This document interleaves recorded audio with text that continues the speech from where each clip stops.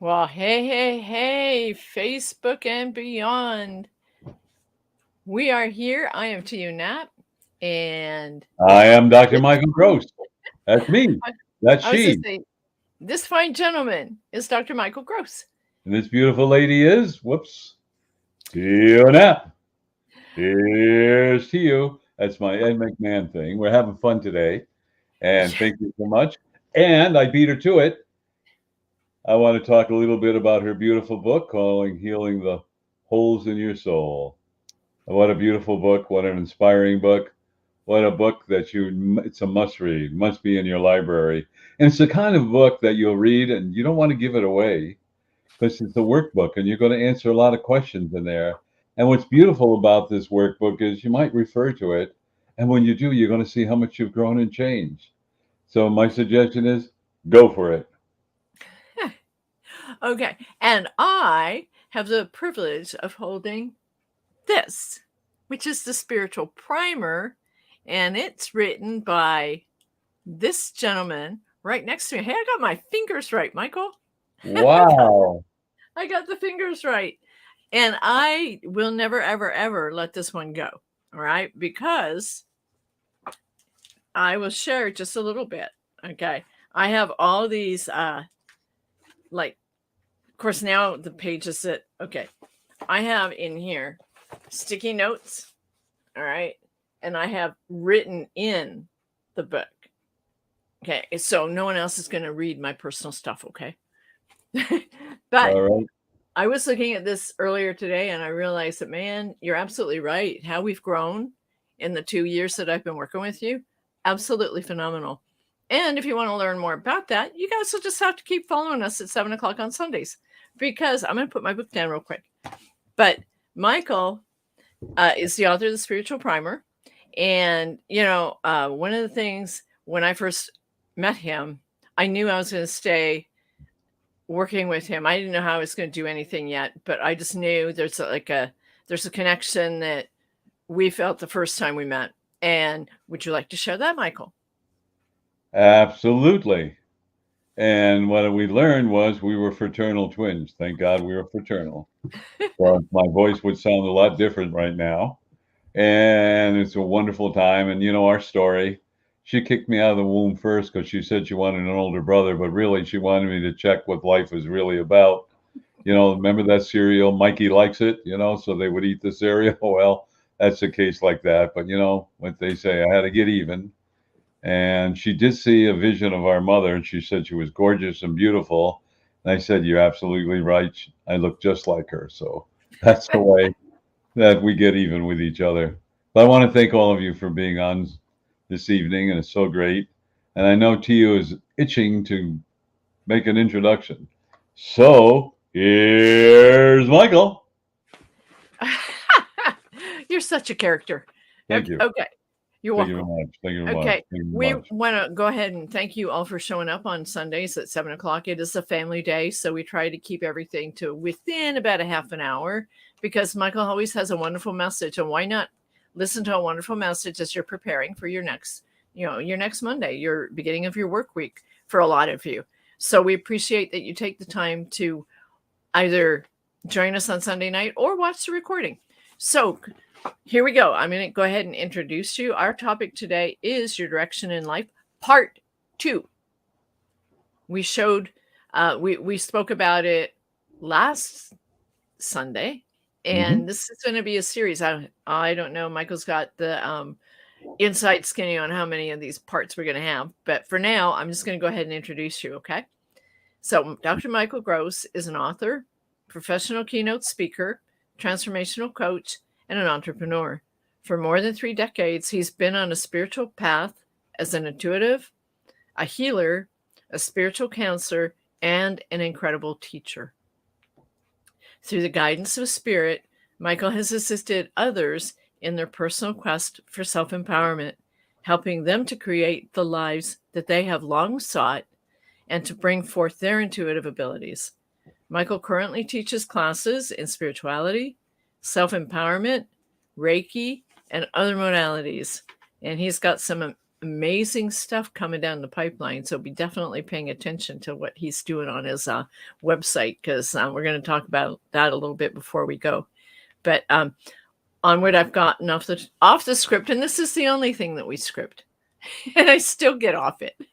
But in concert with God, the true source, he has also achieved great success and miraculous healings. He remains humble, knowing that the work that he does all comes from God, the true source. Michael lives in Lakewood, Washington, and has just launched his nonprofit, and I would like Michael to introduce the nonprofit to all of you. Thank you. The International Institute of Self-Empowerment. It's a 501c3, and when Spirit told me to do this, as many of you know, I did it, and I don't know what the reason is, but I take a shortcut. I don't argue. I just say, okay, you win. And then I was coaching Tiiu and learned about her story about abuse and being taken advantage of. And I realized that's the first. So the International Institute of Self-Empowerment, or as we affectionately call it, TISI, has 12 different protocols or 12 different legs to it, so to speak, or divisions. And the first is a division is abused women, children, and men.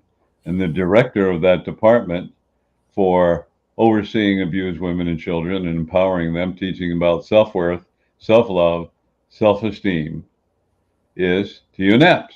And I'm so honored for her to be part of the organization. So I thought I'd share that with you because she's an amazing woman. Oh, thank you. Thank you. You're welcome. Therefore, so I want to thank all of you for joining us this Sunday evening. I hope where you are that it's nice and comfortable and warm. And if you're in the Southern Hemisphere, you're starting to go into fall. We're starting to go into summer. And your direction in life is so important. So I broke it down into phases. And so the next phase, let's say, is from 18 roughly to about 30. And that's an important phase because when you graduate high school or you took your GED or whatever it is, your belief system was formed by your family, friends, relatives, even by religious organizations, by experiences. And now you're going to college or you're learning a trade, whatever works. And now you're hitting the reality of life. And so if you're going to college, you're partying, have a good time. And if you're learning a trade, you're being very, very serious. But either way, when you graduate college, let's assume you're just going for a 4 degree or maybe a 6-year degree, and you're becoming in the trades, now your life begins to change because you have to take responsibility. No more free rides. You may have incurred some debt, for education, or maybe not. But whatever it may be, now you got to live up to whatever you've learned. So I'd like to first talk about in the trades. In the trades, they've taught you a lot of different things. However, they didn't teach you the shortcuts or little ways to figure out things to make it work better. And you spend the next 4 to 6 years learning that and getting tutored or mentored.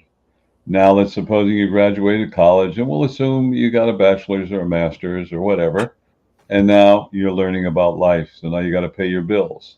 And of course, you don't want to leave the nest at first because, hey, you get fed, free food, roof over your head, you're paying minimal amount of money, and everything's great. And then there's a point where you want to spread your wings, so to speak.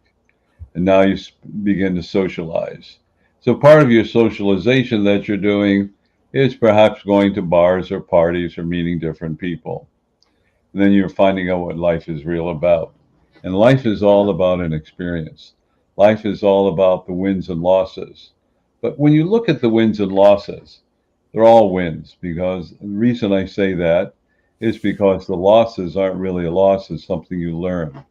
And anything you learn is with you forever. That's very empowering.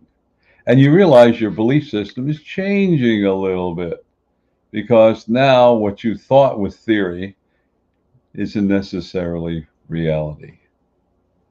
And as you're working, you now have to report to a 9 to 5, 10 to 5, 7 to 5, whatever your job shift is. And you're realizing you have to take responsibility. And in your socialization, you're meeting other people and you're beginning to observe. So at first, many souls, not all of them, love to party and have fun. And then a day of reckoning happens, and you realize you got to look at life a lot differently. So that is the second phase. And really, what is life? It's all about taking responsibility. So at first, now you're flush with money, even though you got your bills and you're partying and having a good time. And little by little, you realize as you look around you and see what's happening, people are changing. Your parents are getting older, your grandparents are getting older. And many of the truths you learned in the early days, up to the age of, let's say, 18, have changed. Now, some of them still are steadfast, but many of them have really changed. And that's what life teaches us, to be in the flow of life. Change is good. A lot of people are afraid of change. And the reason they're afraid of change is because they're a fear of the unknown. But that's where the challenge and the excitement comes, the unknown. In other words, it gives you the choice of being creative and stop and think of your life, of all the things you're able to do and what you've created. You created a joy, happiness, sadness, anxiety, hate, and so on and so forth. And along the way, between the age of 18 and 30, you begin to have relationships. You will socialize, boyfriends, girlfriends, whatever they may be. And it's like you're testing the waters and you're finding out what relationships you like and don't like, what you like in a person you don't. You're learning about the opposite person you're having a relationship with and things that you like or don't like. And that's all part of the learning curve. And this learning curve, and I said 18 to 30, but really goes to age 36. And then around the age of 35 or 6, everybody has an epiphany. And the epiphany is you take a look at your life and say, is this worth it? What am I doing? Where am I going? What's my future? And do I really like what I like? And perhaps some of you have already settled down with your beloved, and some of you have had children, and you realize your life has changed. Because I would tell you, once you have children, your life really changes 100%. You no longer have a private life with another person. You now have a life that includes 1 or 2 or 3 or 4 children, whatever it is. And those of you who don't want children to decide, you've got some cat or a dog, and that consumes your life as well because you're pouring your life and love out to the animals, which is nothing wrong. But your direction in life is you begin to reflect around the age of 35.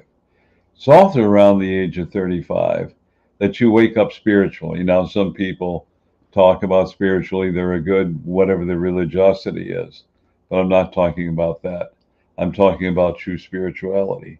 So the difference between religiosity and spirituality, major difference. There are a lot, but one of the differences is somebody else's rules and regulations in religiosity, and you told you accept it, and that's all there is to it. While spirituality is your own experiences, which are very empowering. So therefore, you're not persuaded to believe a certain way or called blasphemous or whatever, because you experience it. And once you experience it, nobody can take away from you. But what really I find is interesting through the years, when I may have shared, gee, I talked to my guardian angel, my archangel, and they look like this. Yeah, well, you're just making up. It's in your head, blah, blah, blah, blah, blah. And they make fun of you. And some of us back off or feel like, gee, I got to second guess it. But what you look at the New Testament, the Old Testament, have to take it on faith. The waters parted. Jesus walked on water. All these things. Moses parted the waters, as I said. And all these things went on. But you got to take it by faith. And if you say anything negative about it, or even if you doubt it, which is reasonable, well, then you're just ostracized. But if you talk about meeting your guardian angel or angel, have a conversation, they call you dumb, stupid, you made it up. Isn't that an oxymoron? One thing is true and one thing isn't. Now, I'm not negating a lot of things in the Old Testament and New Testament are in fact. A lot of it has proven out to be facts. But I'm just pointing out the difference between the two. Yet, if we look at spirituality, it's based on what was learned many years ago, thousands of years ago, before we even had religion. It was your own experiences, and that's what they taught. There was something called the ancient mystery schools, where they taught spirituality. Well, what they taught it is so you experience it. Once you experience, you own it. Whereas religiosity is someone else's rules, regulations, and you're expected to believe in or have faith in or accept it. Now, I'm not knocking religiosity, because a lot of religiosity is based on spirituality. You know, the Ten Commandments, just look at those. A lot of it is based upon spirituality and the rules of it. But I want to get back to your direction in life. So all these things, if you learn from your religions, whatever they may be, and from your life experiences, it becomes a little conflict. And then the conflict is, well, which is right, which is correct? You know, and how can you argue with somebody who had an experience and it was so real? I mean, how can you argue with them? You can't, because you didn't have it. Doesn't make you wrong, and they, wrong, or vice versa. Think about that. They'll say you're wrong and you made it up, or you can say they're wrong and they made it up, whatever the situation may occur. But this is a point where many of us have choices, and that's to pursue spirituality. Or maybe you'll do it a little bit later. I was at a conference and I was talking to an investment counselor, and he was, I think, 50, 60 years old, very successful, and he's becoming more spiritual all the time. So there are several times within our lifetime and our direction in life when we become spiritual. And I'm not knocking those who are not spiritual. I feel sad for those who have not listened and have the experiences I've had, Tiiu have, and others that I'm honored and privileged to coach, because they can never be taken away from you. But the confusion in life is there's a little bit of unhappiness around the age of 36. You have a job, maybe it's well paying, and maybe you have a family or you have a spouse or whatever, but you don't feel fulfilled. You know there's something missing. Even though the paycheck may be good, even though you may or may not have children and you're doing things with your spouse or significant other, but something is missing, but you don't know what it is. And then you'd be confused in your direction in life. And if you stop for a minute, think about this, your direction in life, you become confused because it's not fulfilling. Why does this happen? It's the soul urge. Oh, what is my soul urge? Good point. Your soul urge is saying you pre-planned your life. Okay. You're going to do this and this and this and this and this. Someone's karmic debt. Someone's just experience. That's all it is. And I look at even karma just an experience, although some people are frightened by it, and maybe they should be because of what they did in the past life. However, it's just an experience, and it's there for you to understand it and move forward. It's not a punishment. And that's really, really great. Yes? I need to ask a question. When you recognize that you have a soul urge and you're restless, that there's something missing in your life, that can happen even beyond the age of the 30s, Yes. right? Yes. Because I mean, if you're living in a perpetual motion where you're going to work, you're doing all the things that you're supposed to be doing as a responsible adult and parent, and you keep doing it and doing it and doing it, and then somewhere along the line, there's a major shift in life, whether it's somebody births out or you divorce or whatever, and then you find that you're sitting there wondering, well, what is my purpose in life? What is missing? So that can actually happen a lot later in your life as well, right? Yes. The key points around 35, 36. There's another one I'm going to address later in 45 that's a little different, 45 and 50. There's one around 60, and there's one around 70, 72. These are different points for you to look at your life. But that's a very good question, so thank you for bringing that out. But getting back to what we're doing between 18 and 36, the most important thing for us is to evaluate, if you're a little younger and watching this, exactly what did I choose, why am I learning, and why am I questioning? And that's perfect. So what I'm learning, well, you're learning tools of a trade or your occupation. Essentially, you're learning what works and what doesn't work and what's making you joyous and not joyous or unhappy. That's the first thing. The next thing you're feeling, you want to feel fulfilled. And you may be bored doing the same thing over and over again. It takes a certain kind of person to work on an assembly line to do the same thing over and over and over again. I mean, I would get bored, but I admire those people that are able to do it because that's phenomenal, as I say. It's really, really great. And they've learned the trade, but they become a master of the trade. But there are others like myself who learn something and then move on to learn something else, something else, something else. The most important throughout our lives, in our second phase of our life, and our second direction of our life, is to be in the flow. No tunnel vision. Just look at all the wonderful, beautiful opportunities and ask for true source inner guidance. What's the perfect one for me? What really works for me? And that can drive you nuts because if you don't get an answer. So what happens is just say that 3 or 4 times before you go to sleep. Either you'll have a dream, you'll hear a thought or a message, or something will happen. You go, yep, that's it. You just do that. And it's really, really great. So in my early days when I went to college, I worked in shoe stores. And I don't know, but it worked out well. And then as the time went by, I worked for a manufacturing company, 2 different ones. And one of them was Brown Shoe Company. They made Freeman men's shoes, Buster Brown's, Life Stride, Naturalizer, all these kinds of shoes. And so I was in charge of kind of manufacturing and shipping and warehousing. And I wanted to go on in sales. Well, after a while, I got a little frustrated with the company, so I worked for U.S. Shoe Corporation. And U.S. Shoe Corporation, in the interim, well, let me say, I left Brown Shoe Company, and I became a buyer for Town and Country Shoes. That was the name of a company, women's shoes, but they had leased departments. And so I bought shoes for 40 leased departments.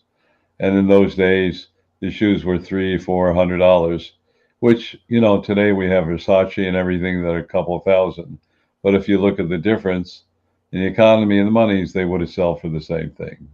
Then I went to work for U.S. Shoe Corporation again and worked with them.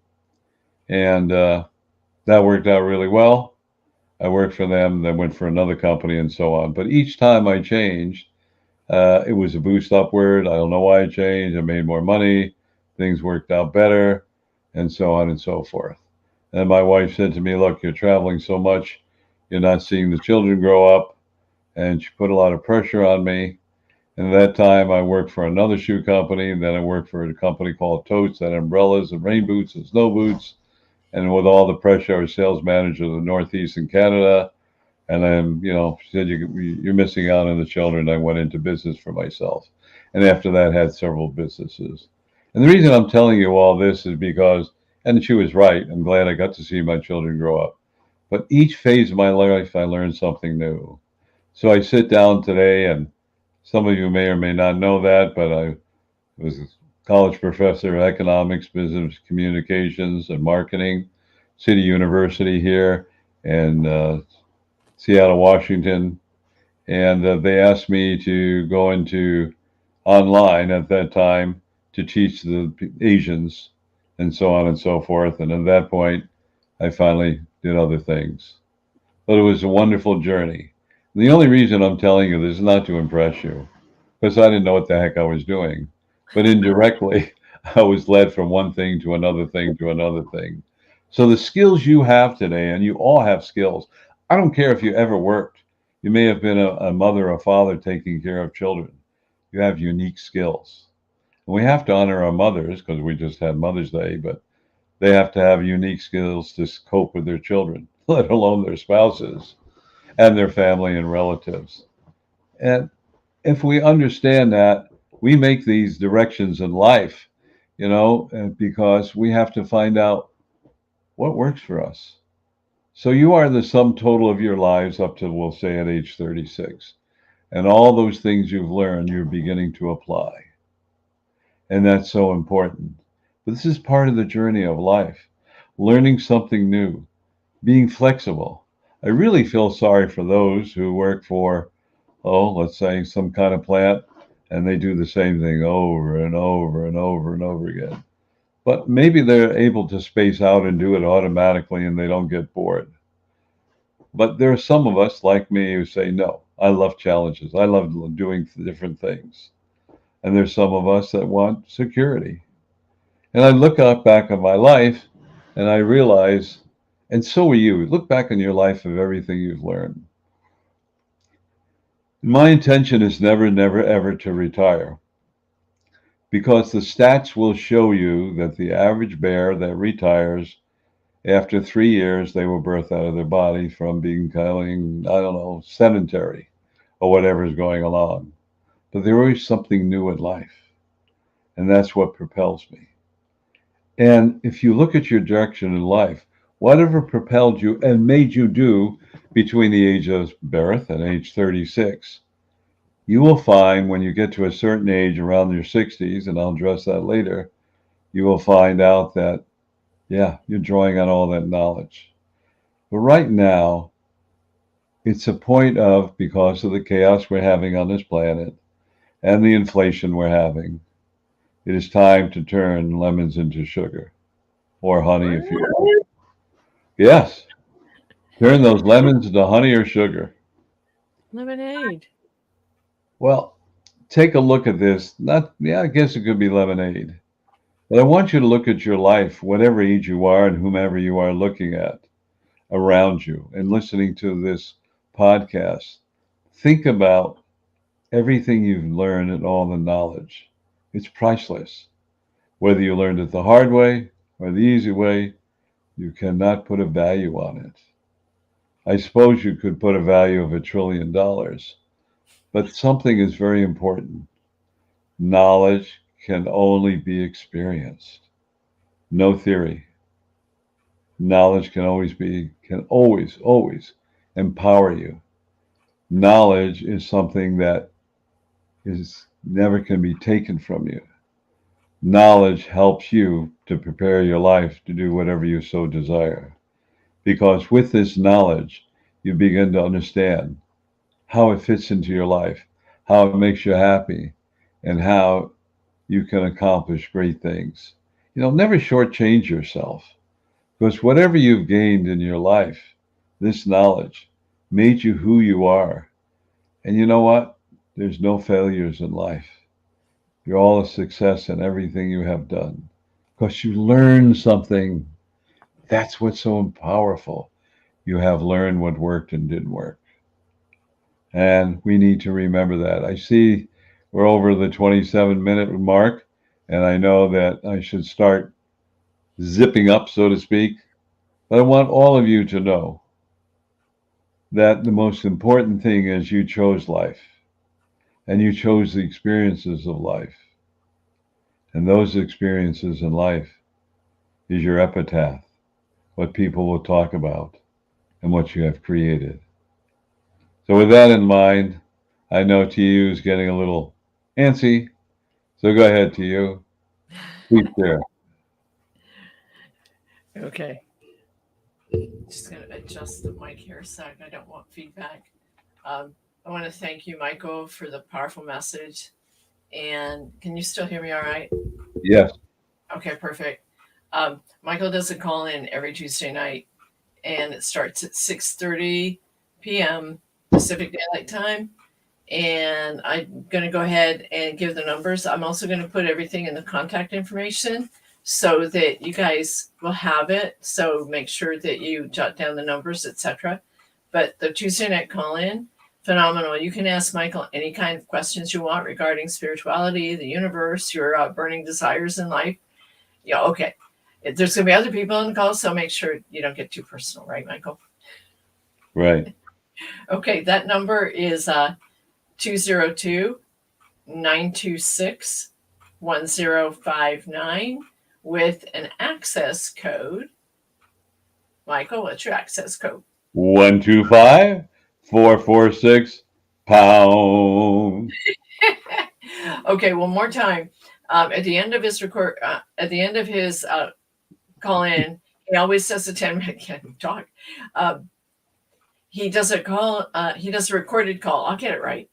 And I'm going to make sure I give you that recording number too. But one more time for the Tuesday night call in, it's 202-926-1059. And the access code, Michael? 125-446-pound. He practices this. It's so cool. Getting it down. I'm sure you're in front of the mirror doing this all the time. Okay. The recordings, and Michael, would you like to share a little bit more about the recordings before I give the number? Yes, I call it the playback, and it starts from number 3. Don't ask me why I started number 3 to 251 or 2, something like that. Usually 10 minutes long, sometimes 12. There's 1 or 2 is a little longer, but they're audio. And with the beautiful part about if you're driving the car, stuck in traffic, or maybe you're just doing some domestic duties or whatever, just listen to the messages. They're very inspiring, they're very empowering, and they're very motivational. And if you want to watch it on YouTube, which will be out shortly, I'll get into that later. It's going to be as exciting as well. But just listen to those motivational little vignettes, as I call them, that is going to inspire you and help you learn and grow. You know, my motto in life is that, I'm always learning something new. I could go to a lecture and 4 hours, 7 hours, not learn anything new. And all of a sudden, 7 3/4 hours go by. In that last 15 minutes, I learned something new, which made it worth it in my life because it empowered me. So I encourage you, all of you, to listen to it. Thank you, Tiiu.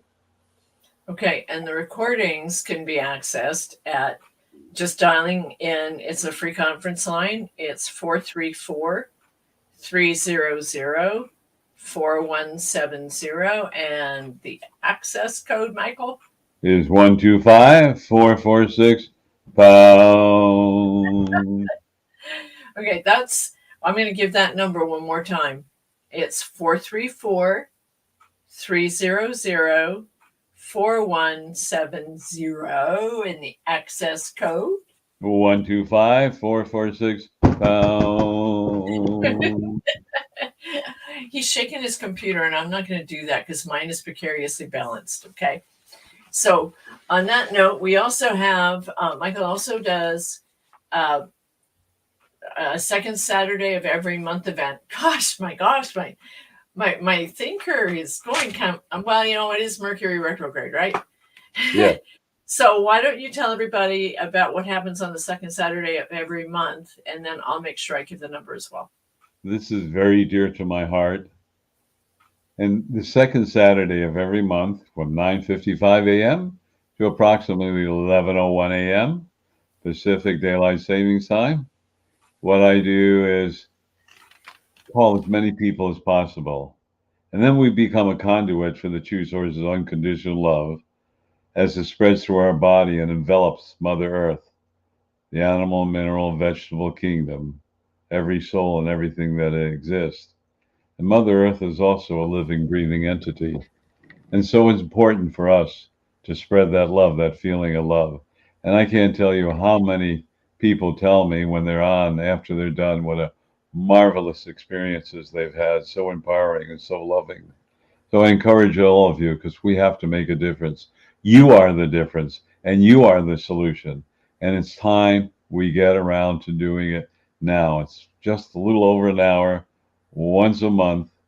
And I encourage you all to find time, because my goal is to get 1% of the population, is to get them to reconnect with love and the true source. Or if you wish, God, the true source. Same difference. And once we do that, the other 99% or most of them will follow.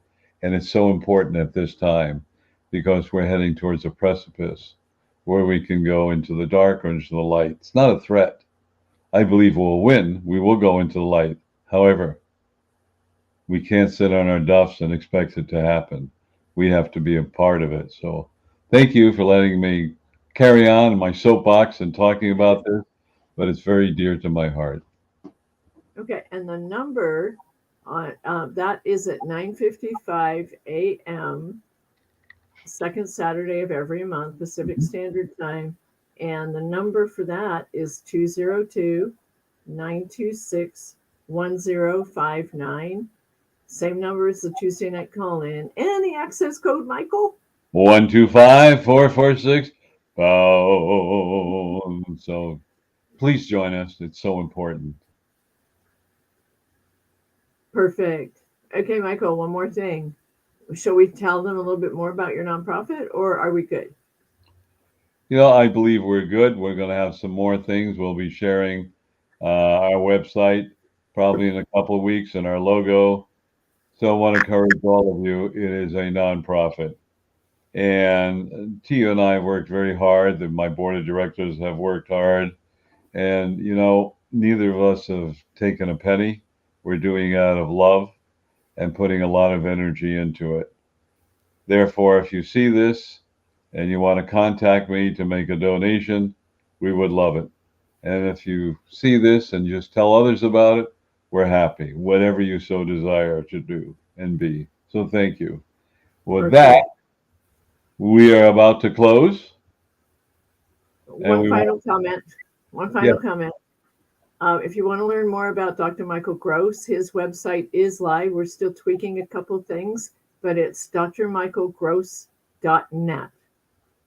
Okay, it's just DRMICHAELGROSS.net. So definitely go check it out, okay? And it's small case. And if you want to get a hold of me or you want to email me, although I recommend you calling and leaving a message, my email is all one word, no period, drmichaelgross7@gmail.com. drmichaelgross7@gmail.com. Thank you, everyone. So here we go. Last time we want to talk about our books, our wonderful books. We're really proud of it. A lot of hard work. And we suggest think about purchasing one and read it. It's not that we need the money. What we need to do is to open your heart to realize how you can help others that are abused and find your spiritual path to reconnect with God, the true source. So thank you, everyone.